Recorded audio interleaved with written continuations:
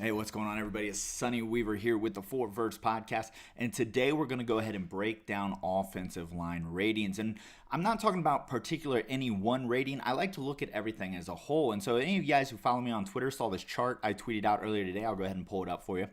And what you'll notice here in this chart is you're going to see each individual starter is what we'll refer to them as across the board, and you'll see how they stack up against other starters at their position, as well as how that unit as a whole stacks up against other lines. Now, please note I took some liberties as far as who is actually a starter. For instance, if there's a backup left guard who's better than the best right guard on a roster, I moved that backup into that starting right guard position. So some guys you may not necessarily see the same way, but this is just give you an overall look.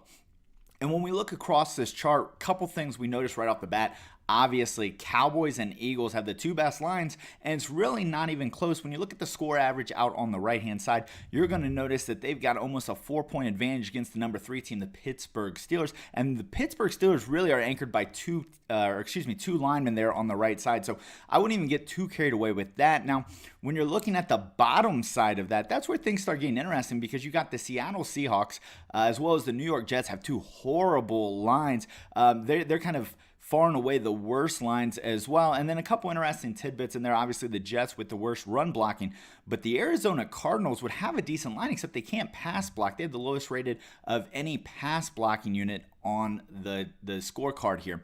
So go ahead, check that out. You'll notice that the heat mapping there showing you where your guys stack up as far as average, good, bad in their positional ranking.